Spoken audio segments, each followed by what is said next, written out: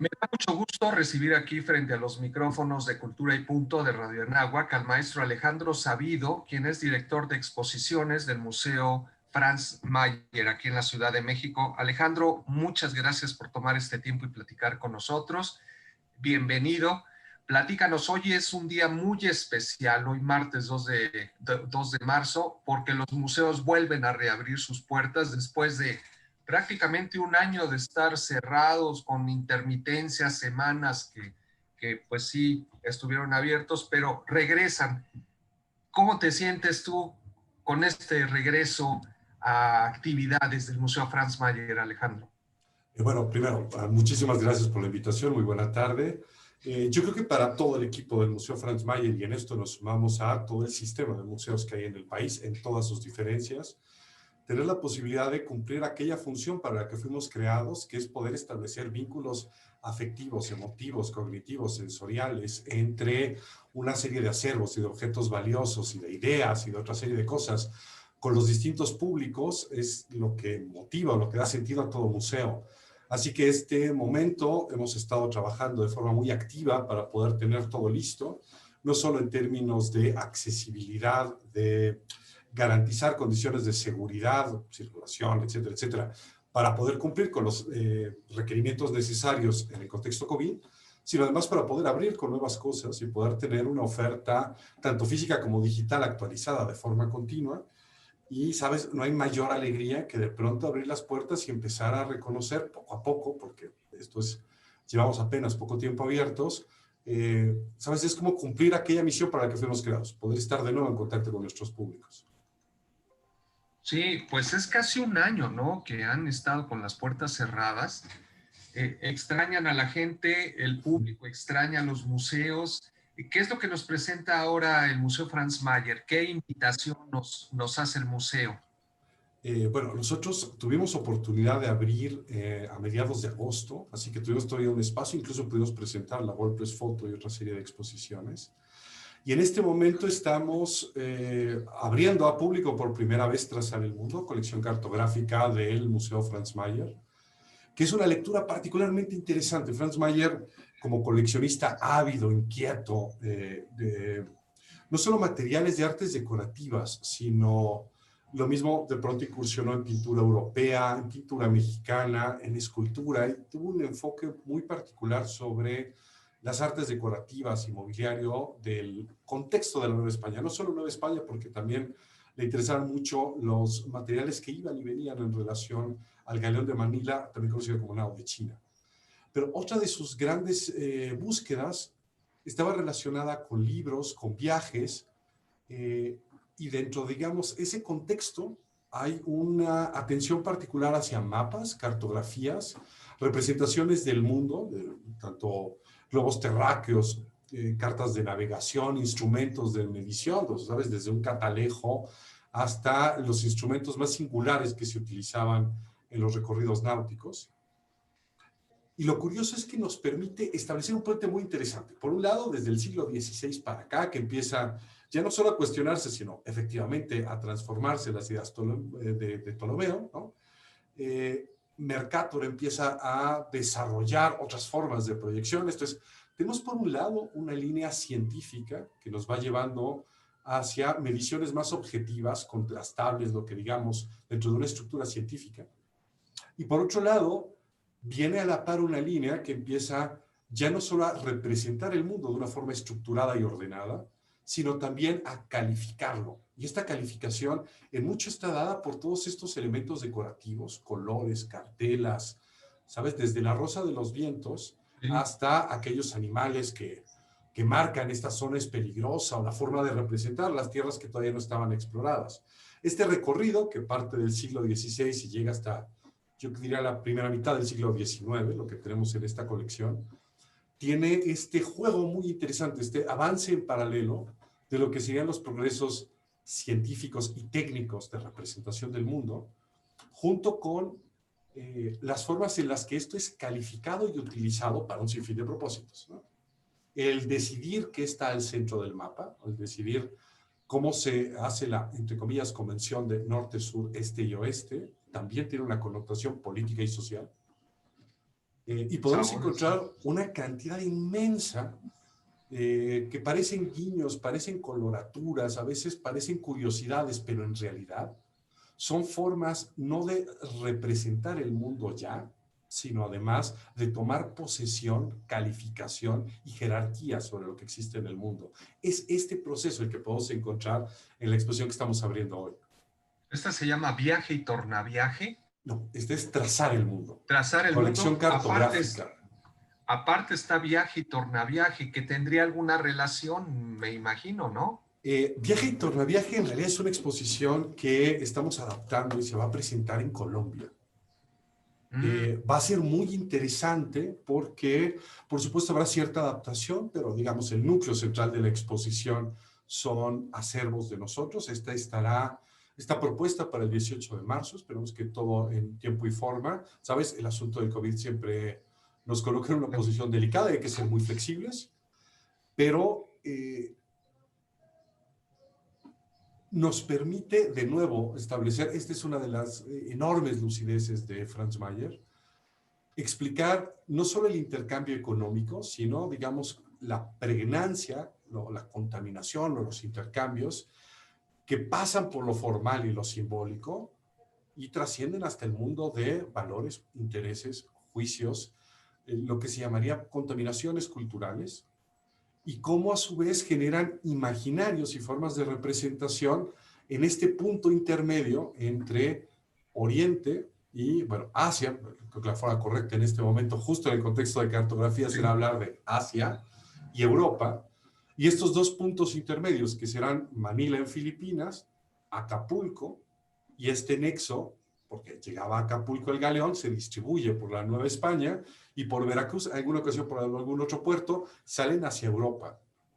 Y entonces la contaminación de referentes europeos y asiáticos, junto con estos espacios intermedios que dotan de peso, de patrones de uso y de formas, este intercambio que serían Manila, Filipinas y la Nueva España, hacen una representación fantástica de algo que podría ser un antecedente muy claro de lo que hoy en día llamamos globalización y que nos permite entender muchos de los patrones, formas y referentes que tenemos en el México contemporáneo.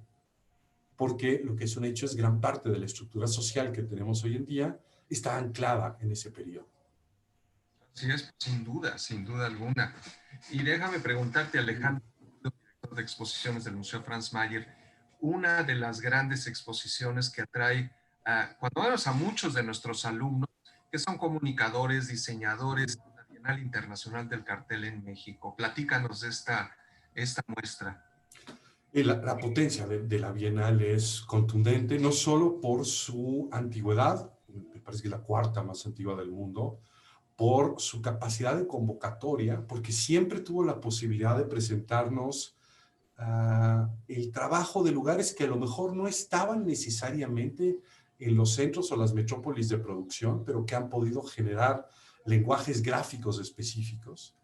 Y en esta ocasión, además, con la estructura temática que tienen, que van desde los derechos de las mujeres o el derecho a vivir libres de violencia, a conservación del ambiente, a comercio justo, etcétera, etcétera, nos permiten ver cómo una idea compartida o una serie de valores postulados en distintos lugares del mundo adquieren formas particulares y a su vez poder encontrar la extraordinaria gama de soluciones gráficas, de códigos de comunicación, incluso de resonancias culturales de determinadas soluciones formales, que por supuesto visten la totalidad del claustro del Museo Franz Mayer, que es esta suerte de isla separada del fluir del centro histórico, sí, y que nos permite encontrar, ¿sabes?, este entorno, pues me encantaría decir que de paz, pero al menos podría decir de otra forma de relacionarnos con el espacio.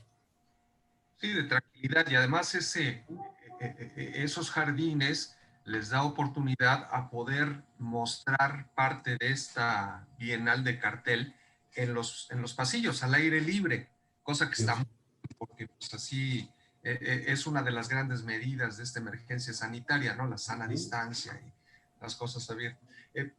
¿Y hasta cuándo vamos a poder ver esta Bienal del cartel, la internacional? Aquí es importantísimo decirlo, la exposición cierra sus puertas este domingo. Esto quiere Nada más decir, tenemos estos días. tenemos 6 días. Créanme, la exposición es extraordinaria. El impacto visual, la forma de habitar el espacio al interior del Museo Franz Mayer es particularmente interesante.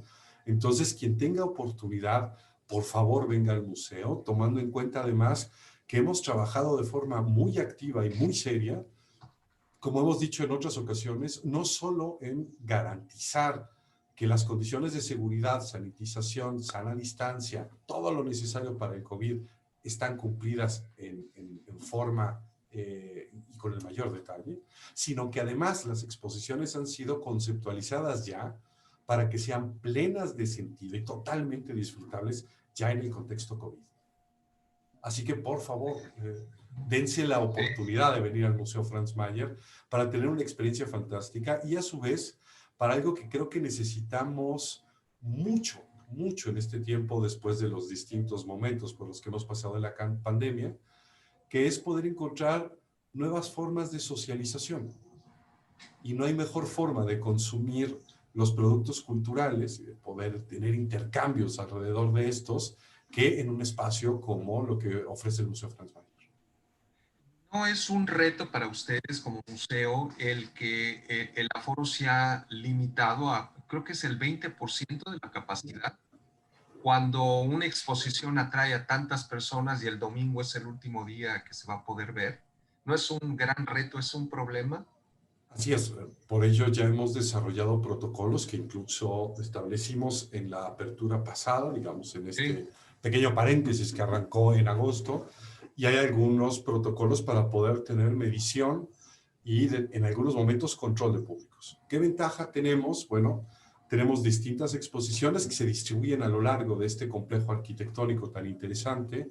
Nuestra exposición permanente sigue abierta y eso nos permite hacer ciertas distribuciones de flujos de públicos, pero en caso de que se llegara a una saturación, más bien dicho, estuviéramos cercanos al punto de saturación, tenemos protocolos para poder generar las mejores condiciones de visita, pero a su vez evitar la saturación. Porque, claro, con estos números tenemos un tope de públicos que podemos recibir en el día. Por eso mismo también estamos monitoreando de forma muy activa el desarrollo, inquietud o los pulsos de los públicos. Llevamos unas cuantas horas abiertas hoy, no quiero hacer ninguna predicción, sería absolutamente irresponsable, pero estaremos muy, muy, muy atentos a ver cómo empiezan a desarrollarse estos flujos, intercambios, qué horas, de qué forma convienen los grupos, si son individuales, familiares, amigos, yo qué sé. Y con Sí esto es. podemos tener un modelo más o menos claro para lo que ocurra este sábado y este domingo. Alejandro, déjame hacerte una pregunta que le hemos hecho a otros, por ejemplo, a la directora del Museo del Papalote, a Dolores Beistegui, que ella nos tomó una entrevista hace un par de semanas. Ella pues hablaba de los grandes problemas que hay porque han estado cerrados y que cuesta mucho dinero tener inclusive el museo cerrado por el mantenimiento, la seguridad, en fin. Ustedes hoy reabren sus puertas, un 20% de aforo. ¿Es más caro abrir de esta manera que tener el museo cerrado? ¿Tú qué dirías? ¿O qué esperan a futuro? Por supuesto, ampliar el número de personas que puedan ir al museo, pero el tener a 20% de público en el museo, ¿no le sale más caro que tener el museo cerrado? Tendría que ser una respuesta en varios niveles, ¿no?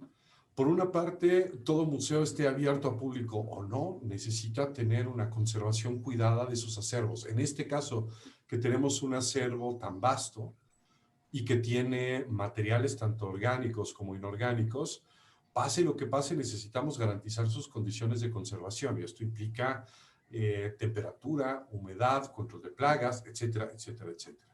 Por supuesto, también tenemos labores de seguridad para el inmueble y para el funcionamiento de los sistemas, equipos, etcétera. Por otro lado, efectivamente la taquilla no tendrá... la taquilla no llegará a lo que llamaríamos un punto de cobertura total de lo que serían los servicios, eso es un hecho, pero también es un hecho que esto no ocurre en prácticamente ningún museo de México, que habrá un par de lugares que se puedan mantener únicamente por su taquilla, pero por supuesto ayuda, hay un boquete financiero y hay una dificultad para afrontar los programas naturales de un museo. El caso del Museo Franz Mayer es especial porque este museo es un fideicomiso, que además es tutelado por Banco de México, y esto nos coloca en una situación, digamos, singular en el ecosistema de museos de México. Pero yo agregaría una tercera línea de reflexión y es, para esto estamos hechos. Sí existen los problemas financieros, es un hecho. Existen problemas técnicos, es un hecho. No es lo ideal, por supuesto, pero la misión de este museo, del Museo Franz Mayer, es de cara al público.